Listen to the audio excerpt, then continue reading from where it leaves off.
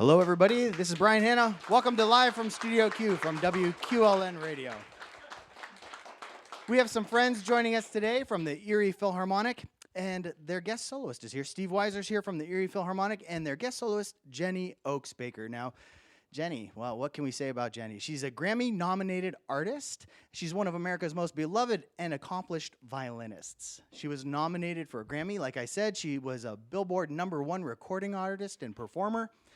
She began playing the violin at the age of 4. She did her first performance with an orchestra, it says, when she was 8. Is that true? Yeah. That's pretty impressive. I still haven't had a major performance with an orchestra yet, and I'm 50. And this is impressive. I wanted to read you this. I took this from her bio page. Senator Gordon Smith said, Jenny Oaks Baker has a gift, the gift of a virtuoso violinist. To hear her play, to watch her perform is a most captivating experience. Her joyous spirit and transcendent artistry somehow bring heaven a bit closer to earth for each of us. Wonderful introduction, isn't it? Ladies and gentlemen, Jenny Oaks Baker. Thank you.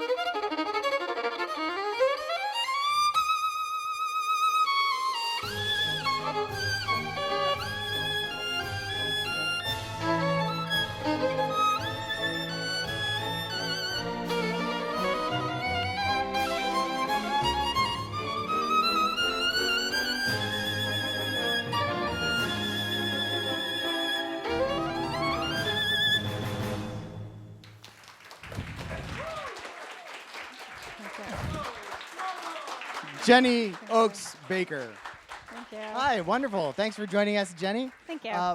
That was Once Upon a Dream, obviously, and that is also on your album, Wish Upon a Star, correct? It is. So those albums are available. I'm assuming you have a web page, don't you? I do. JennyOaksBaker.com, as well as iTunes, Amazon. iTunes and Amazon. You're everywhere. Well, I am. you have like 14 CDs floating around do. out there, don't you? I do. That's a lot of CDs. It's a lot of music, but I'm grateful because it gives me a lot of great music to perform with orchestras. And Well, absolutely. And, you know, I was reading in your bio, you've got a little bit of Juilliard under your belt, a little bit of Curtis under your belt, so A lot. not too shabby on the education front. And then you went and you played with the National Symphony for a little while, I from did. what I was there understand. for 6 or 7 years until I had my 4th child.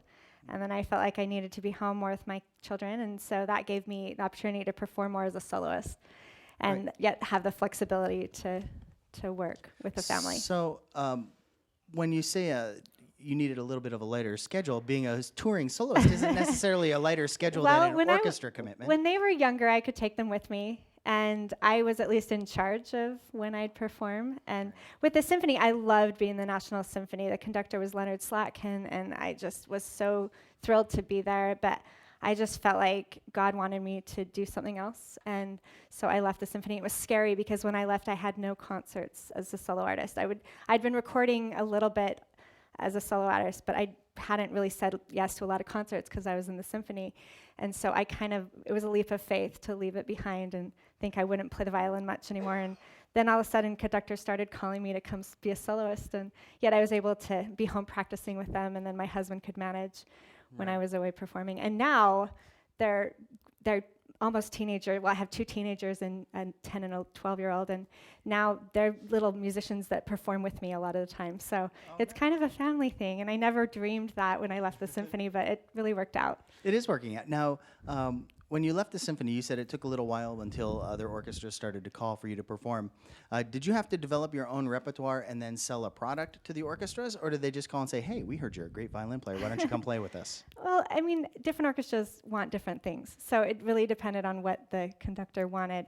But I mean, I have like a movie program, and I have a Disney program, and I have Christmas programs, and I have classic rock program, and I have kind of like a epic classical inspirational program, and then I have programs where they just want it all, and it's kind of a greatest hits program, and then I'll sometimes perform concertos, and so I have music, and I think my next CD might be Americana, so I have some patriotic stuff, so I kind of have music for any You've kind of built your own musical world. Yeah, That's right, well, you kind of have versatility. to as an artist nowadays. You can't just play the violin well. Well, you also have to be adept at social media and internet things, and I'm apparently kind you of too have. old to be adept well- at that, but I'm trying. It doesn't come naturally. Well, apparently you also have a YouTube channel, don't you? I do. I've what is that started about? making a lot of videos. I have, 20 or 30 videos.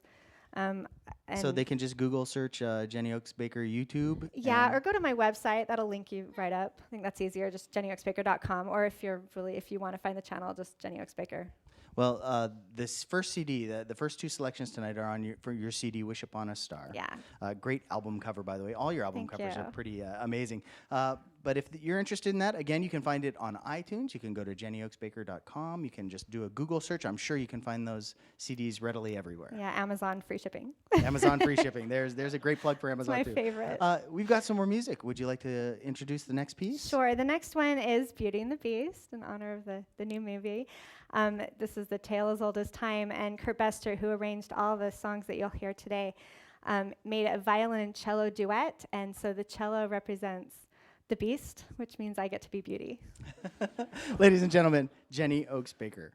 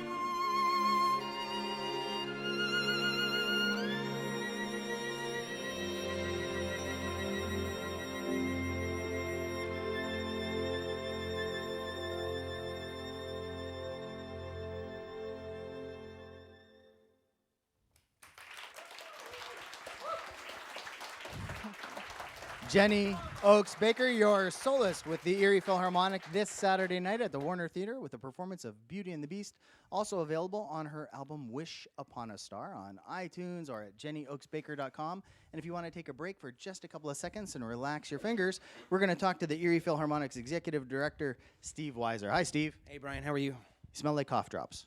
It happens. It happens. Hey, this first break here, I wanted to talk a little bit about this last season. We'll talk in the next break about the Philharmonic's upcoming season, but a lot of great things happened this season. You want to give us a little bit of a recap? Sure. Anytime you can end most of your season with 3 sellouts in a row is pretty fantastic, especially when your concert hall sits 2,200 people. It's nice to know that we've had more than 6,000 people in there coming up into this Saturday night with the sold-out show. So it's fun with Casablanca and then Emmanuel Lax's visit here for a week. We've definitely had a good run. We have a mac and cheese event on Sunday, a tasting competition, and even that sold out, which is interesting. So we're really excited. Things are definitely good, and it's sort of definitely been a good, busy, long year with all the different solos we've had, the youth concerts, and then the 3 sellouts in a row, and then the big release of what we have coming up next year too. There's a lot of great things on the tour for next year, so we'll talk about that in the next break. But when you have a year like this, that's such a banner year, going into the next year, what do you do to prep to break all your records, to beat that? How are you going to get 4 or 5 sellouts next year? Yeah, that's what happens when you set the bar high. So for us, we're using sort of the successes we've had this year and reinvesting in what we're doing for next year, both on the symphonic and the pop side. And that's sort of what we've really believed in, is keeping the ball rolling. Is we've had 3 sellouts in a row. It's good, but it's not good enough. We'd love to have 10 in a row. So we have to just keep on going and kind of double down on the momentum we have now. But again, reinvesting in the programming. And as we'll talk about, next year's programming, it's expensive. It's big. It's not cheap, but it's exciting. We can't wait to really start getting into being able to do these concerts. But a lot of it's just keeping the ball rolling. And there's a lot going on at the Warner Theater. This is the last season in the Warner as it sits now. After next season, they're going to do some renovations on the Warner, and then the year after that, we open with a great big concert hall, we hope. So it's, as of right now, the tentative time frame everyone saw in the newspaper. That is still where things stand. That could potentially change, as with any deadline, with any construction project. But the initial plan, as the newspaper said, would be a year from now, we would start the interior work on the Warner Theater, so that by the time we started the 2018-19 season, we would have a new stage, a new concert hall, new lights, new everything. So there's still about 6,000 moving parts that need to start moving between now and then, but outside work on the building could start as soon as this fall. So it's definitely going to happen. It's just a case of, is it for the 18-19 season or the 19-20 season? But we're really close. And I've only been here now for 2 years, but I've heard that it's been in the process for at least 20 years, and we're really excited to hopefully be on watch when it happens. Well, we can't wait for a new renovated Warner Theater. It's going to be exciting. The orchestra is doing such great things, they deserve a hall worthy of the Erie Philharmonic. Again, ladies and gentlemen, Steve Weiser from the Erie Philharmonic. And you know, this is your last chance to hear Jenny Oaks Baker live here in Erie because, well, it's sold out. So if you don't have tickets, it's too late. What we can do in the next break, too, I've got some tickets for the next concert, and we'll talk about that in the next break. But I've got tickets. We'll give those away in the next break, so make sure you're listening. We're going to give away a pair of tickets to see your Erie Phil on April 8th. We're back with Jenny Oaks Baker. If you're ready to go, I think we have a special piece ready. Ladies and gentlemen, Jenny Oaks Baker.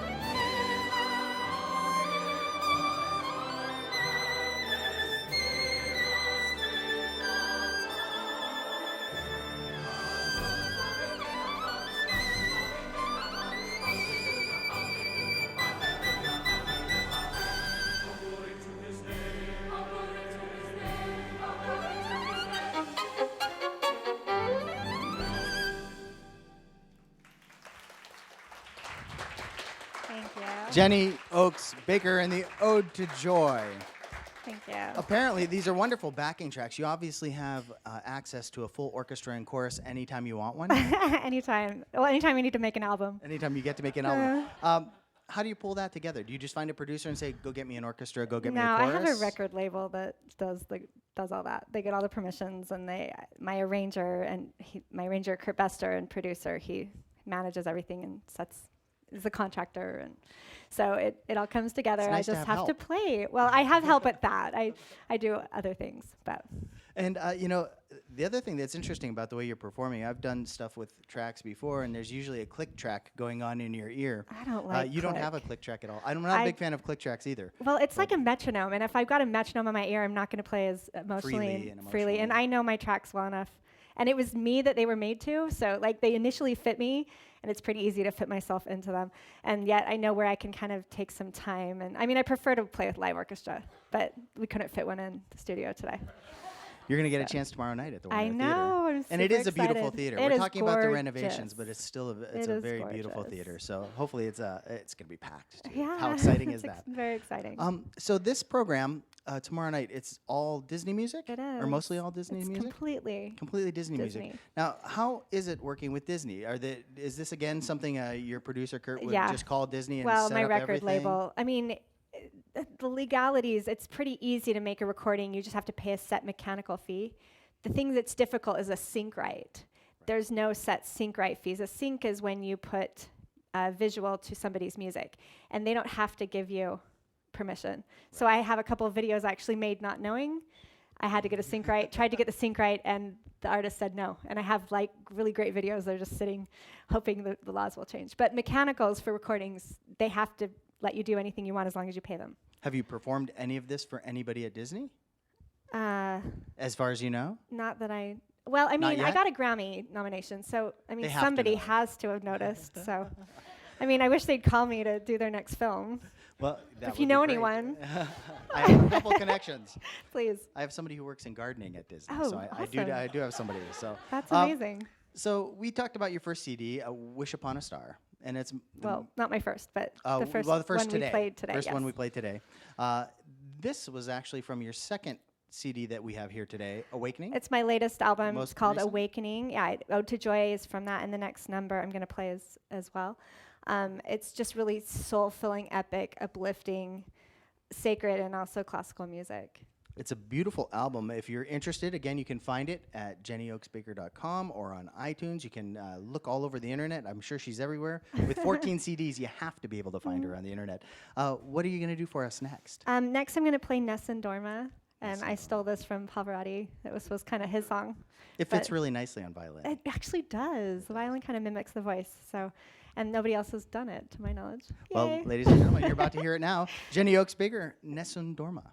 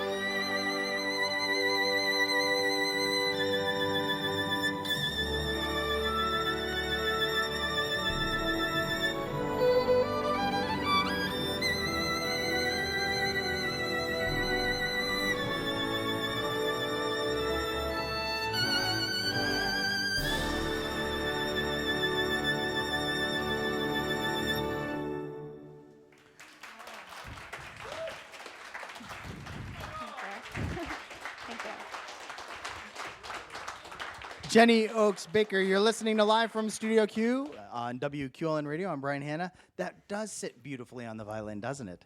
And the beauty is you get to do some lines that Pavarotti couldn't do. That makes it even more interesting. Absolutely. Beautiful performance. Why don't we give Thank you a break you. for just a couple of Sounds seconds, ladies good. and gentlemen. Again, another round of applause. Jenny Oaks Baker. Thank you. Steve Weiser is back with us, and we're going to talk a little bit about the Philharmonic's upcoming season, which is really exciting. And we're going to give you a phone number in a minute, and we're going to give away a pair of tickets to see the next Philharmonic concert on April 8th. Hi, Steve. Welcome back. Hey, Brian. Thank you. So you want to tell us what we can expect next season? Lots of great things. Definitely. I guess the easiest way to sum it up, at least with the high point on the pop series, is Bugs Bunny.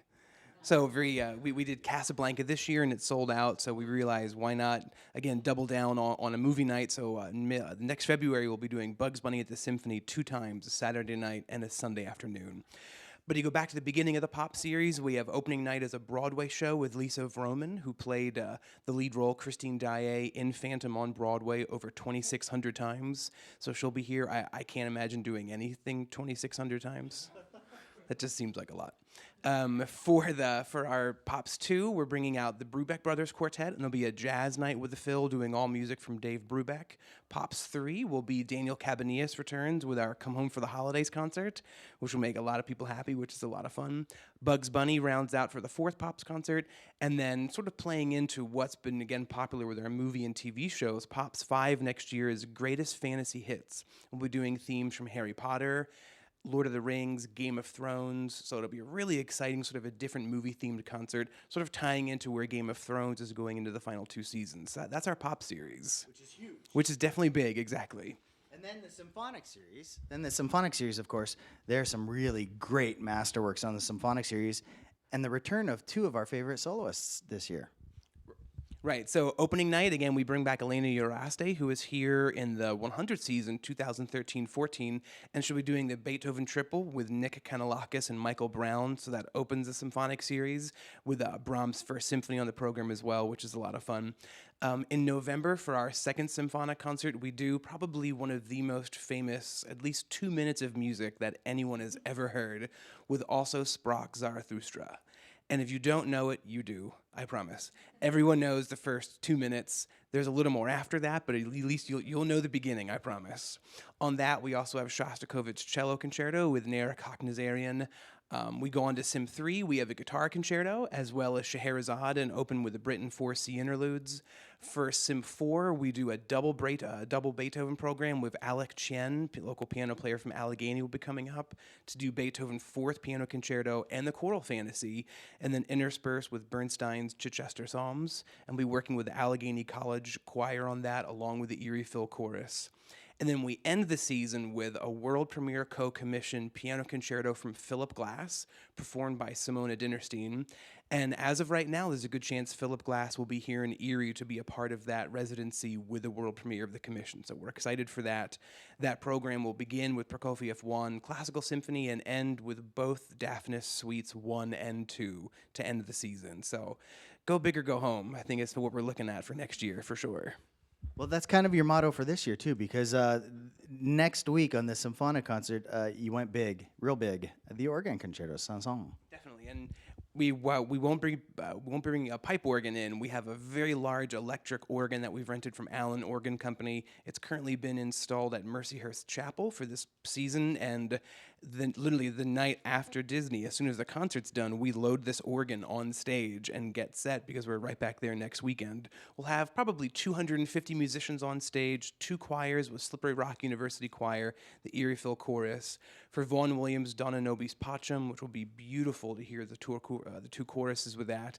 And then we end with Sanson's Organ Symphony with a very, very large organ that you will definitely be able to hear. Well, if you'd like to hear that concert, I have a pair of tickets. Give us a call right now. I'm giving out our pledge number. 814-217-6022. The first person to call wins a pair of tickets to see the Erie Philharmonic next weekend at the Warner Theater, 217-6022. One pair of tickets for the first caller. We're going to give away a couple of pairs here in-house, so make sure you stick around afterwards. And we're going to go back to our friend Jenny Oaks Baker. Welcome back. Thank you. Did you have enough rest? I never. It's never enough rest. Well, because I have upcoming songs. It's not very restful. Just sit there and be nervous and wait, but that's okay. Oh, that you was don't very have to nice be of you nervous. to give There's me that only break. thousands of people watching I know. everywhere. I know. You get a beautiful sound on that violin. It's you. very clear, it's very bright, it's very clean. It carries nicely. Is this a special violin? Anything we should know about It's a this? 1795 Panormo. It's an Italian maker, and I'm grateful for it. I'm very blessed. It's a beautiful violin. Thank you. Sounds wonderful. You play it magnificently. Thank you. What are we going to do next? We're going to Sounds like do one something of my a little fun. favorite classical works, and I made it into a violin piece. Well, I had my arranger make it into a violin piece. This is Carl Orff's O Fortuna Fortuna. from Carmina Burana. Ladies and gentlemen, Jenny Oaks Baker.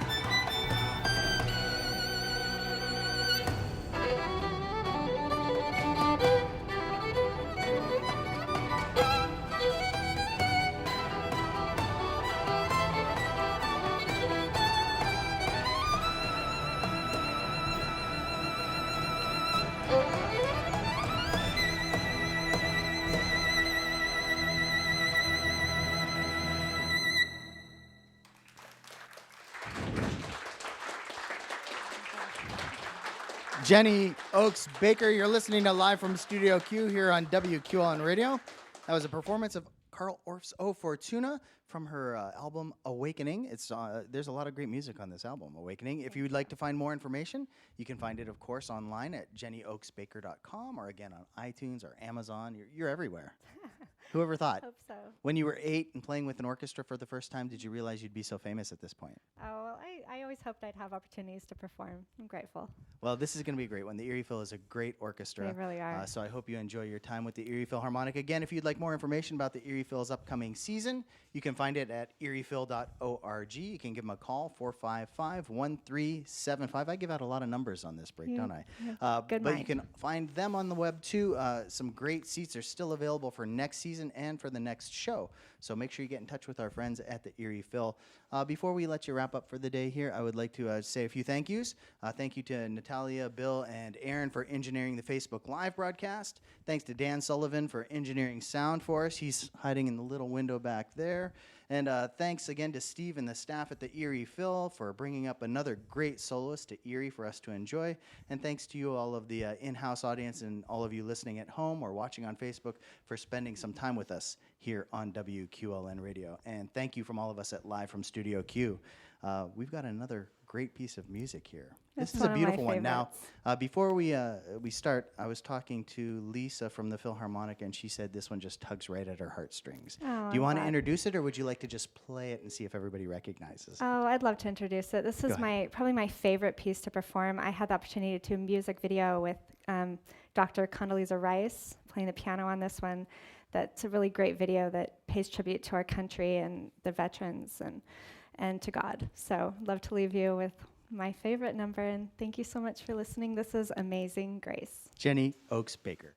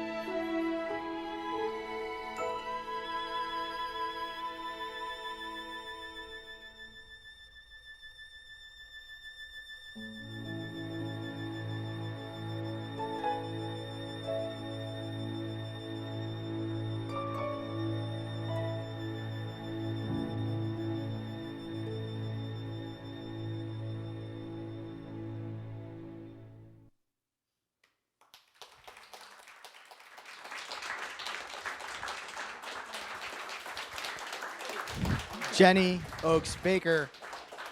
Again, you can find out more about Jenny by visiting her on the web, jennyoaksbaker.com, or on iTunes or Amazon. She's everywhere. You're not going to have a chance to catch her with your Erie Philharmonic unless you already have tickets. It is another sold-out concert. Congratulations to Steve and the staff at the Erie Philharmonic. Thanks so much for spending some time with us at WQLN today. Thank you, listeners at home. Thank you, everybody in the live studio audience. You've been listening to Live from Studio Q here on WQLN Radio. I'm Brian Hanna. Have a great afternoon, everybody. Thank you.